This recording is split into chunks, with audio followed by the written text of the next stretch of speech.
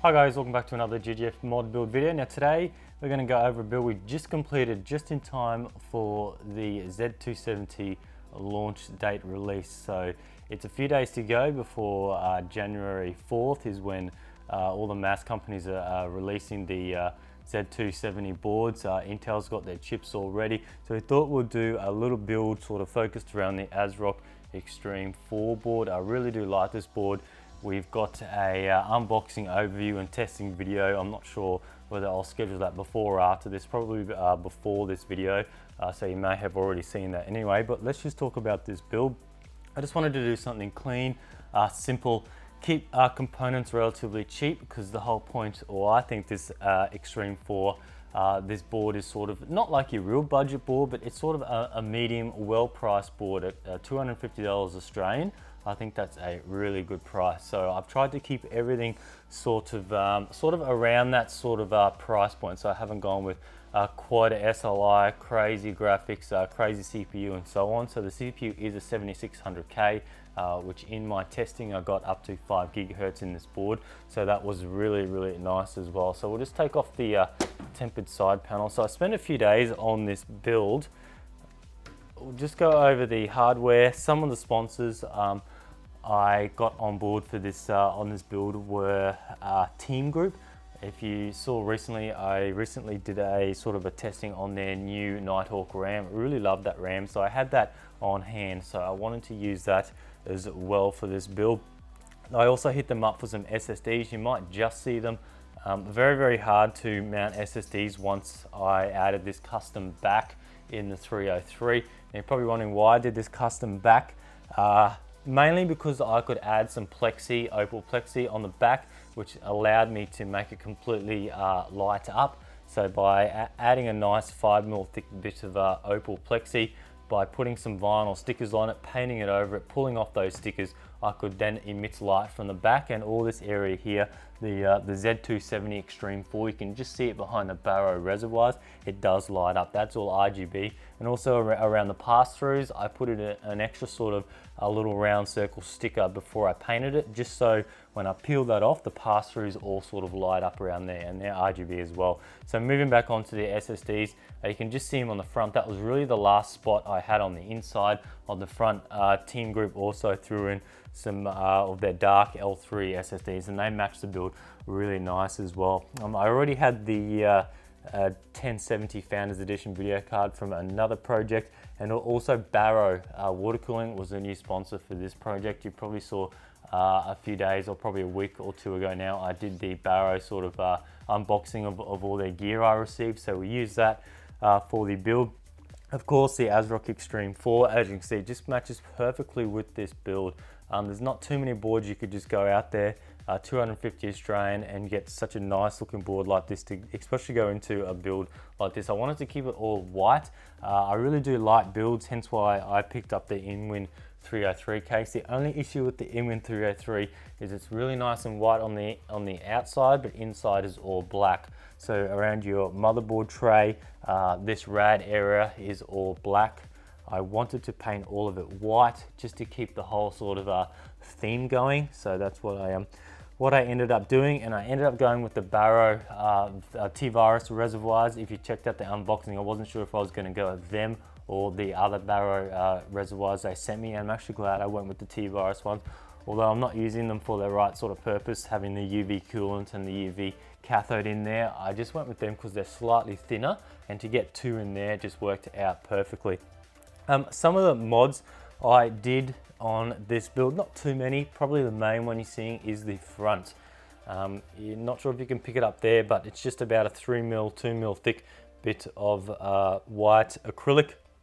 I just found this honeycomb pattern online, printed that out, just actually stuck that honeycomb pattern on, cut out the whole sort of honeycomb pattern with a jigsaw, and then I just printed out some blue honeycomb or sort of honeycomb hexagon just to match the inside of the 303, and you can maybe just be able to see their pattern they've used there. And then I just randomly just stuck them around on the bit I cut out, only because I did that because if you're familiar with the 303, you've got like your USB your power button up on this corner. You've got the big InWin sort of logo that pulsates. That's nice on the outside, but on the inside, because I added this custom plexi sort of backing in there, they've got like a big plastic controller box that runs sort of the middle of the front. So I would have had to cut a massive square out of my back plate there, and it would have affected sort of this reservoir here. So I wanted to just scrap all that. I really wasn't sure what I was going to do, and then I thought, well, why don't I just cover the whole front, and then I'll just add a vandal switch sort of somewhere to clean it up, which I did, and I just stuck one there. I'll turn it on in a tick, but that is a nice blue ring for the power LED, and that's just the button there for the power, so that is nice. Another thing I did is I swapped the InWin 303 feet. I wasn't quite sure what I was going to do there, but I've used these are full billet aluminium feet. I used these, what was it for, my Mod Wars build recently. They did get scuffed up pretty easy, but I spent about 2 hours on sanding, polishing. I just managed to screw them onto a long screw, stuck that into my cordless drill, and just went nuts with sanding it, polishing it, and they came up really nice, and it just gives this sort of elegant look to it. Another thing I did, probably the most time-consuming thing, was this sort of a backing tray that the reservoirs are on. So basically, if you're familiar with the 303, the whole back is just sort of steel with SSD mounts and things like that. So I literally just took my grinder and just hacked the whole square out, leaving about 1 centimeter or 2 of a lip all the way around, just so I could screw this backing on. And then I just sort of cut a backing to size, laid it in, and then sort of went from there. Made sure the reservoirs mounted right, all lined up, and then all the pass-throughs, because there's actually just enough room to be able to fit pass-throughs and fittings behind the back of the 303. Now, if you weren't adding the custom sort of a 5mm plexi tray I've added, if you're going straight into the stock metal backing that InWin does, you will hit this back side panel. Only because I've added 5mm, I've pushed the whole sort of pass-throughs 5mm to the right, and that gives me just enough clearance. The side panel does just hit one of the top fittings when you do close it, but it still closes all right because it is pretty thin metal, so it does just close. Yeah, did that one. Painted that, pulled off all my stickers. I've got Z270 Extreme 4 behind the reservoirs. Another thing I did, of course, paint all the inside of the case white, and then I painted the nice Barrow RGB CPU block. If you're familiar, it was kind of a real dark blue, and I think having dark blue wouldn't have really gone, although I had to do a sudden change of fittings at the very end. I couldn't get any tube to fit into the Barrow fittings that they sent. They sent the standard 12mm. I had 12mm Barrow tube. I had so many different brands of 12mm tube, I just could not get them to fit. So I had to just quickly change those fittings at the end, and they're a little bit darker, so it does kind of change the overall look of the build. But yeah, apart from that, the video card, painted the back plate white to match the rest of the build. But yeah, that's pretty much it for it. And then just, of course, the logos on the bottom, just like that down there, just to clean it up a bit. So we might turn this on and see. Oh, I just missed one of the new sponsors, was FSP on the back here. You probably can't see it at all. Just let me unplug this.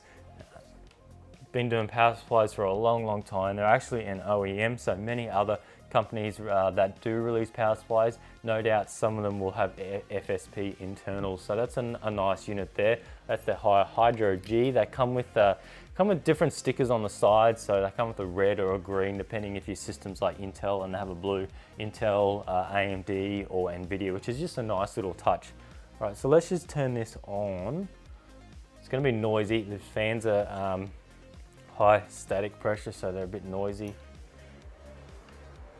All right, so now that's just one of the LED options. So there's quite a few different zones here. We've got a separate RGB controller for this lighting behind and the pass-throughs. So the Z270 Extreme and where the circles are around the pass-throughs, that's one zone of RGB.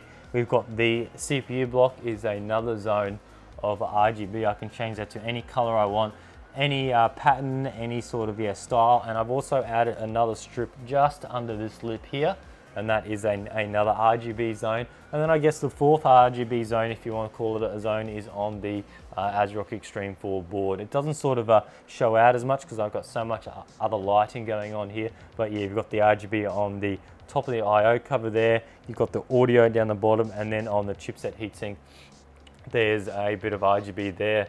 So if I just put this cover back on, it should sort of control the light a little bit better, and you can see it there. So yeah, quite a bit going on.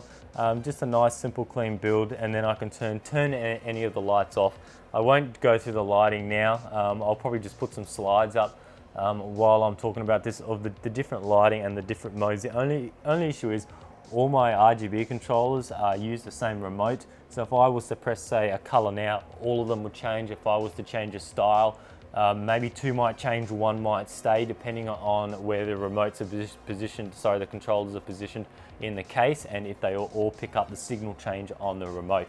So I really need to sort of create like a different sort of switch, so I can just turn one controller on, set its color, turn that one off, turn another controller on, set its color on, and so on. But the fastest way for me is I get the right color, I unplug them all from the Molex, get the right color I want for each one, and then I just plug them all back in and leave it at that. So at the moment I've gone with sort of a white sort of at the front, at the back, and then I've got a stronger blue for the CPU block. But yeah, that's pretty much it for this video. I just want to thank the guys for sending out the hardware for this build. Thanks to ASRock for sending out the CPU and the motherboard for me to check out, play around with. I've actually had this for a little while now, a few weeks. So that was really good to get that so early. It was great having a play around with the Z270 platform. And yeah, I want to thank you guys for watching, and stay tuned for next time.